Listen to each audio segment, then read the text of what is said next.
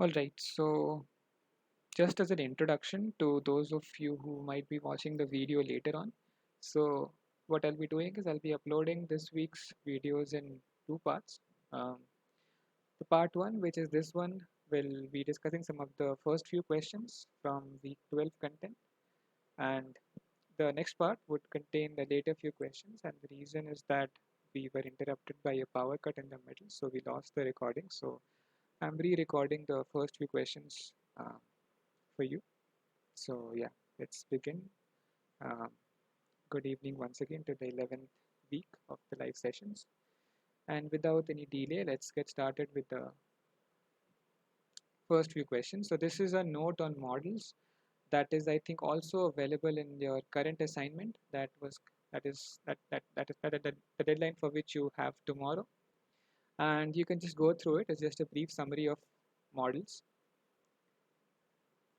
Okay, the first question was identify which of the following are definitely universally true statements. And the answers would be the first two options, because men are mortal is universally true, and birds are two-legged and egg-laying creatures that have beaks is also universally true. Birds fly is not universally true because we know that there are birds who cannot fly, and similarly the last two options are also not universally true. Okay, so that was the first question.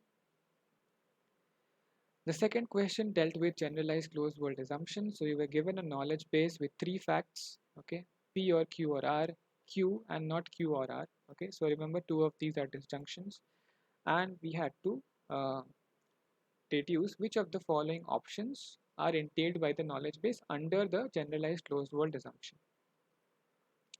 And how we do that is, okay, so maybe I'll remove everything and then I'll explain once more.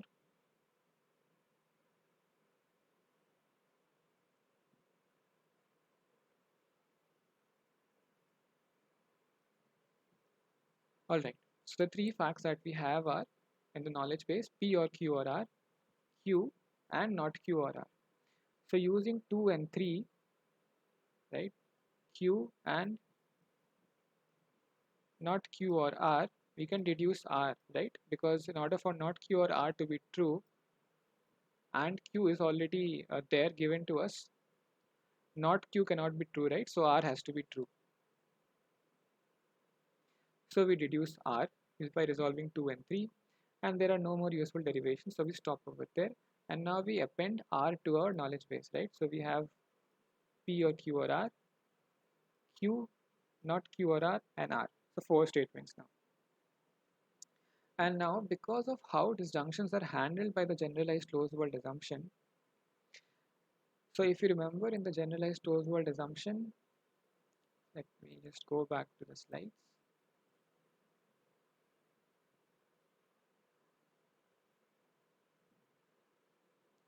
Okay, so in simple closed world assumption, what we did was anything that could not be entailed by the knowledge base, we simply added the negation of that to the augmented knowledge base, right?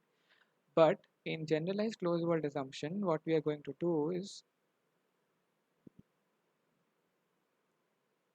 we are going to add not P only if this condition is satisfied. That is, for all collection of atoms Q1 to Qn, if the knowledge base entails P or Q1 or up to Qn, then knowledge base entails Q1 up to Qn, which basically means that GCWA is less strict than CWA and maintains the consistency of the knowledge base. Or basically we are minimizing only those predicates in a disjunction if we know that these disjunctions will survive or they won't eventually make the knowledge base inconsistent. If we go back to the example that we had, we can add not P because we have P or Q or R, right? And we know that R is already there, right? So we can add not P. So we know that there is something to make this whole thing true, right? So now we have 5 things in our augmented knowledge base, and of these Q, not P and R are matching the options that are given to us. So the correct options would be not P, Q, and R. This was question 2.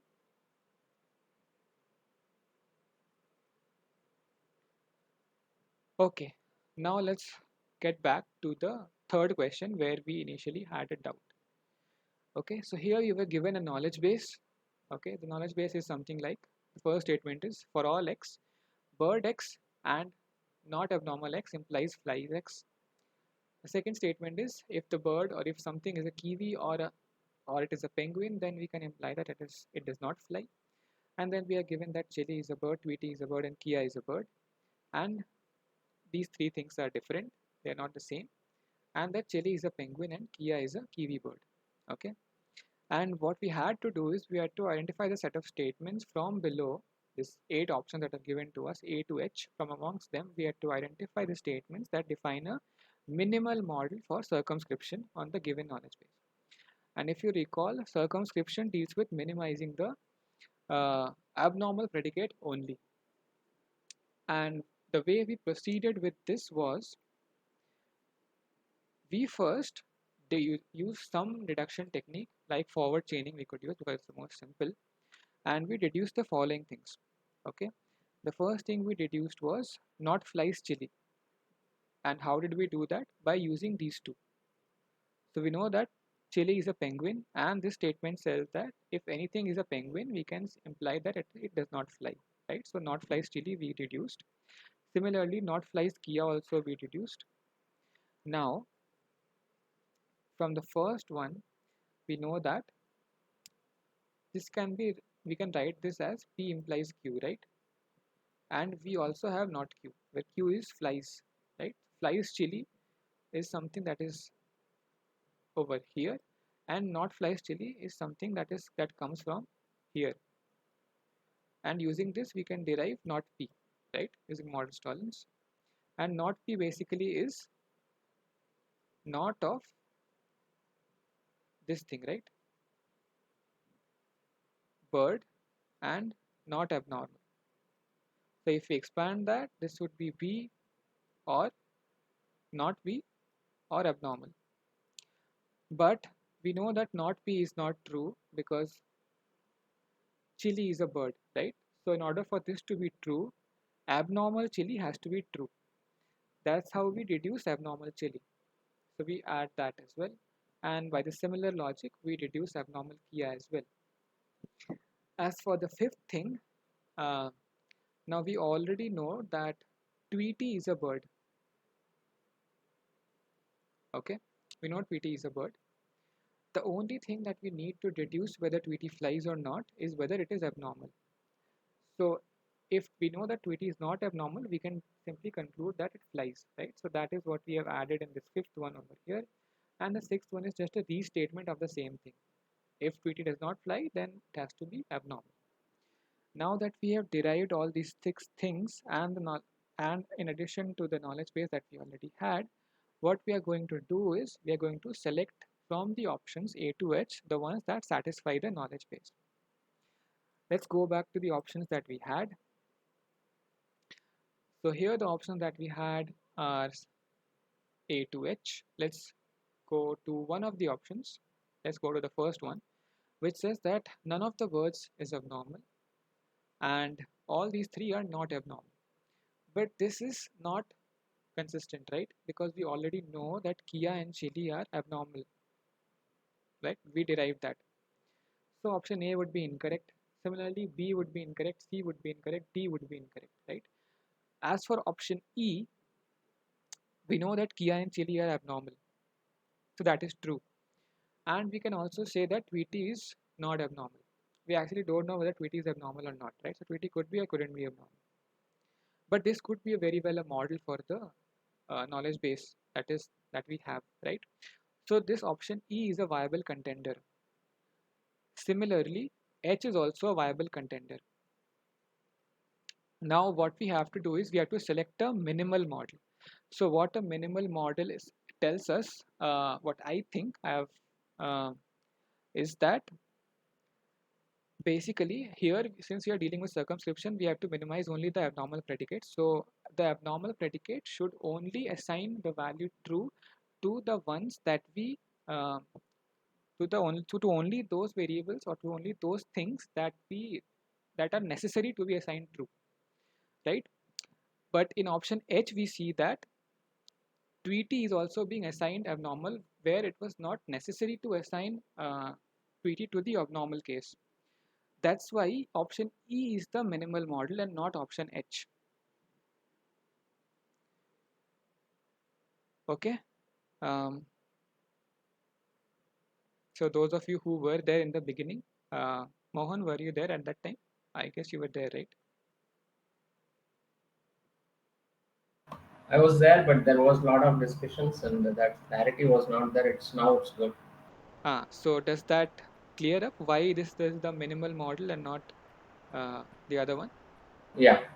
Okay. Okay, that's great. Thank you. Sure. And the fourth question, which was the only one that was left to be discussed, is here we were asked which of the following sets have models in the knowledge base for question 3. So we had the same model, same settings, same procedure, just the predicate here is different. It's not flies and flies. Earlier we had abnormal and not abnormal, which is kind of complementary, but uh, not in the exact sense, but you could think about it like that. And here you'll see that two of these could be models, right? So here we're not asked about minimal models or anything. We're just about asked about which of these could be models. And here two of them could be the models based on the derivation that we just saw, right? So E and H would be the correct answers in this case. All right. So I think we discussed question 5 to 10 in the other part where we had already um, convened after the power cut. So Yeah. I guess we have covered all questions now. Thank you, sir. Thank you very much. Yeah. Thanks for attending a lot.